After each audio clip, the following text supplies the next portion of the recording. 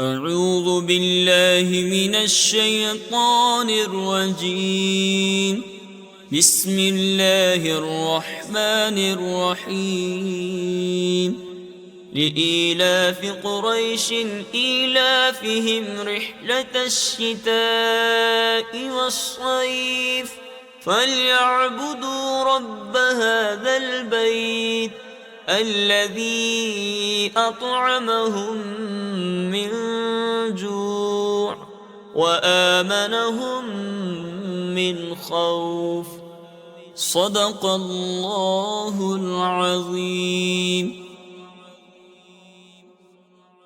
سورہ قریش۔ سورہ قریش کا تعارف۔ مقام نزول۔ سورہ قریش زیادہ صحیح قول کے مطابق مکیہ ہے۔ آیات، کلمات اور حروف کی تعداد۔ اس صورت میں ایک رکوع، 4 آیتیں، 17 کلمے اور 73 حروف ہیں۔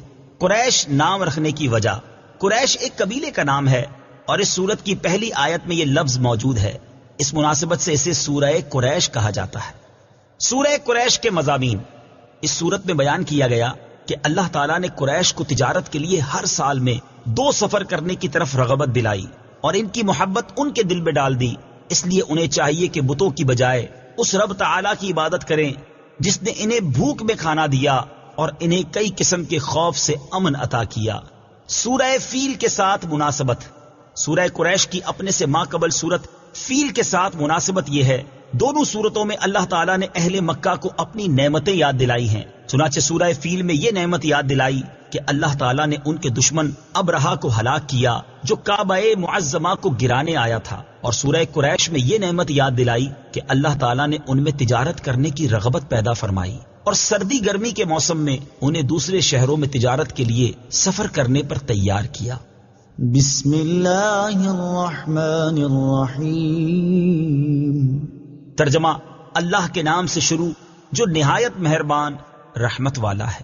لإيلاف قريش إيلافهم رحلة الشتاء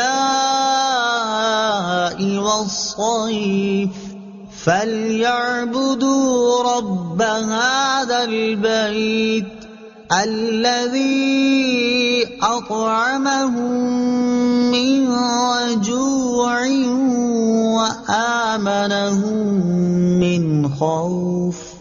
ترجمہ، قریش کو مانوس کرنے کی وجہ سے، انہیں سردی اور گرمی دونوں کے سفر سے مانوس کرنے کی وجہ سے، تو انہیں اس گھر کے رب کی عبادت کرنی چاہیے جس نے انہیں بھوک میں کھانا دیا اور انہیں خوف سے امن بخشا۔ لإيلاف قریش، قریش کو مانوس کرنے کی وجہ سے۔ تفسیر صراط الجنان میں ہے، اس صورت کا خلاصہ یہ ہے کہ اللہ تعالیٰ کی نعمتیں بے شمار ہیں، ان میں سے ایک ظاہری نعمت یہ ہے کہ اس نے قریش کو ہر سال میں 2 سفروں کی طرف رغبت دلائی اور ان کی محبت ان کے دل میں ڈالی۔ چنانچہ قریش تجارت کے لیے سردی کے موسم میں یمن کا اور گرمی کے موسم میں شام کا سفر کرتے تھے، اور ہر جگہ کے لوگ انہیں اہل حرم کہتے تھے اور ان کی عزت و حرمت کرتے تھے۔ یہ امن کے ساتھ تجارتیں کرتے، ان تجارتوں سے فائدے اٹھاتے، اور مکہ مکرمہ جہاں نہ کھیتی ہے اور نہ معاش کے اسباب، وہاں رہائش رکھنے کے لیے مسلسل سرمایہ پہنچاتے۔ ان پر اللہ تعالیٰ کی یہ نعمت ظاہر ہے اور یہ لوگ اس سے فائدہ اٹھاتے ہیں، تو انہیں چاہیے کہ وہ اس نعمت کا شکر ادا کرتے ہوئے کعبہ معظمہ کے رب کی عبادت کریں جس نے انہیں ان سفروں کے ذریعے بھوک کی اس حالت میں کھانا دیا جس میں وہ ان سفروں سے پہلے اپنے وطن میں کھیتی نہ ہونے کے باعث مبتلا تھے، اور انہیں حرم شریف کے سبب اور مکہ والے ہونے کی وجہ سے خوف سے امن بخشا کہ کوئی ان کے ساتھ مزاحمت نہیں کرتا، حالانکہ ان کے اطراف اور قرب و جوار میں قتل و غارت گری ہوتی رہتی ہے، قافلے لٹتے ہیں اور مسافر مارے جاتے ہیں۔ بعض مفسرین نے فرمایا کہ خوف سے امن بخشنے سے مراد یہ ہے کہ انہیں جذام کے مرض سے امن دیا کہ ان کے شہر میں انہیں جذام کا مرض نہ ہوگا، اور بعض مفسرین نے فرمایا کہ اس سے مراد یہ ہے کہ تاجدار رسالت صلی اللہ تعالی علیہ وآلہ وسلم کی برکت سے انہیں عظیم خوف سے امان عطا فرمائی۔ قریش کا تعارف۔ قریش اس قبیلے کا نام ہے جس میں سید المرسلین صلی اللہ تعالی علیہ وآلہ وسلم کی ولادت مبارکہ ہوئی۔ اس قبیلے کے اس نام کی مختلف وجوہات بیان کی گئی ہیں، ان میں سے ایک یہ ہے کہ حضور اقدس صلی اللہ تعالی علیہ وآلہ وسلم کے آباء و اجداد میں سے ایک با کمال ہستی فہر بن مالک ہیں، ان کا لقب قریش ہے، اور ان کی اولاد قریشی یا قریش کہلاتی ہے۔ فہر بن مالک قریش اس لیے کہلاتے ہیں کہ قریش ایک سمندری جانور کا نام ہے جو بہت ہی طاقتور ہوتا ہے اور وہ سمندری جانوروں کو کھا ڈالتا ہے۔ یہ جانور تمام جانوروں پر ہمیشہ غالب ہی رہتا ہے، کبھی مغلوب نہیں ہوتا، اور چونکہ فہر بن مالک اپنی شجاعت اور خدا داد طاقت کی بنا پر عرب کے تمام قبائل پر غالب تھے، اس لیے تمام عرب والے ان کو قریش کے لقب سے پکارنے لگے۔ قریش کے بارے میں احادیث، یہاں قریش سے متعلق 3 احادیث سماعت فرمائیے۔ نمبر 1، حضرت واثلہ بن اسقع رضی اللہ تعالی عنہ سے روایت ہے، مسلم شریف کی حدیث ہے، رسول کریم صلی اللہ تعالی علیہ وسلم نے ارشاد فرمایا، اللہ تعالیٰ نے حضرت اسماعیل علیہ الصلوۃ والسلام کی اولاد میں سے کنانہ کو چن لیا اور کنانہ سے قریش کو چن لیا، اور قریش میں سے بنو ہاشم کو چن لیا اور بنو ہاشم میں سے مجھے چن لیا۔ نمبر 2، حضرت ابو ہریرہ رضی اللہ تعالی عنہ سے روایت ہے، بخاری شریف کی حدیث ہے، سید المرسلین صلی اللہ تعالی علیہ وآلہ وسلم نے ارشاد فرمایا، لوگ اس معاملہ حکمرانی میں قریش کے تابع ہیں کہ مسلمان ان کے مسلمانوں کے اور کافر ان کے کافروں کے تابع ہیں۔ نمبر 3، حضرت معاویہ رضی اللہ تعالی عنہ سے روایت ہے، بخاری شریف کی حدیث ہے، رسول اللہ صلی اللہ تعالی علیہ وآلہ وسلم نے ارشاد فرمایا، خلافت قریش میں رہے گی جب تک یہ دین کے محافظ رہیں، اور جو کوئی ان سے عداوت رکھے گا اسے اللہ تعالیٰ اوندھے منہ گرائے گا۔ سورہ قریش کی آیت نمبر 3 سے حاصل ہونے والی معلومات، اس آیت سے چند باتیں معلوم ہوئیں۔ نمبر 1، کفار بھی شرعی عبادات کے مکلف ہیں کہ ایمان لائیں اور عبادت کریں۔ نمبر 2، کفر کی حالت میں کوئی نیکی صحیح عبادت نہیں، کیونکہ کفار مکہ طواف، حج، عمرہ اور حاجیوں کی خدمت کرتے تھے، مگر انہیں کل عدم قرار دیا گیا۔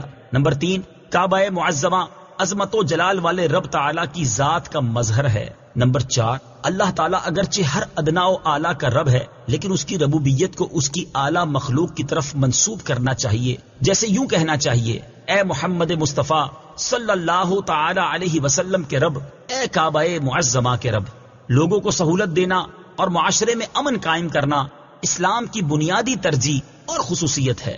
آیت نمبر 4 میں بھوک کی حالت میں کھانا دیے جانے اور خوف کی حالت میں امن دیے جانے کا ذکر ہے۔ یاد رہے کہ بھوک اور خوف 2 ایسی چیزیں ہیں جو معاشرے میں گناہوں اور بدکاریوں کی تعداد میں اضافہ کرنے، جرائم کی شرح بڑھانے، بے امنی اور بدسکونی پھیلانے میں انتہائی اہم اور مرکزی کردار ادا کرتی ہے، جبکہ بھوک کا ختم ہونا اور خوف کا دور ہو جانا معاشرے میں پاکیزہ ماحول اور امن و امان کی فضا قائم کرنے میں بہت بڑے معاون ہیں۔ اسے دوسرے انداز میں یوں سمجھ لیجئے کہ جہاں لوگوں کو سہولیات دی جاتی ہیں اور ان کی ضروریات زندگی پورا کرنے کے خاطر خواہ انتظامات ہوتے ہیں، وہاں گناہوں اور بدکاریوں کی شرح کم ہوگی، اور جہاں امن و امان قائم ہے وہاں جرائم کی تعداد نہ ہونے کے برابر ہوگی اور لوگ پرسکون زندگی بسر کریں گے۔ اگر موجودہ دور میں عالمی سطح پر لوگوں کے حالات کا جائزہ لیا جائے تو یہ چیز واضح ہوگی کہ ان میں زنا، چوری، ڈاکے، لوٹ مار، چھینا جھپٹی، قتل و غارت گری، بے امنی، بدسکونی، بے چینی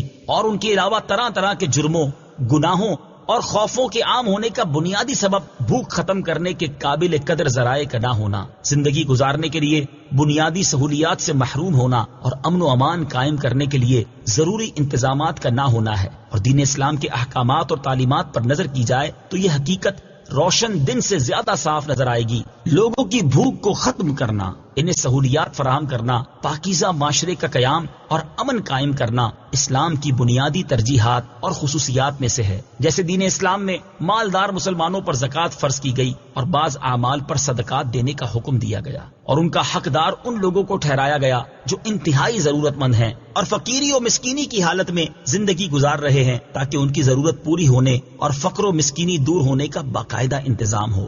اگر آج بھی لوگ دین اسلام کے احکام پر صحیح طریقے سے عمل کرنا شروع کر دیں اور اس کی تعلیمات کو اپنے اوپر نافذ کر لیں تو یہ دنیا میں بھی زندگی کی بنیادی اور ضروری سہولیات پالیں گے، پاکیزہ اور پرامن معاشرے میں زندگی بسر کرنے لگیں گے، اور اللہ تعالیٰ کے فضل سے آخرت میں بھی چین، سکون، راحتوں، نعمتوں اور آسائشوں میں ہمیشہ کے لیے زندگی گزاریں گے۔ اللہ تعالیٰ ہمیں دین اسلام کے احکام اور اس کی تعلیمات پر صحیح طریقے سے عمل کرنے کی توفیق عطا فرمائے، آمین۔ صدق اللہ العظیم۔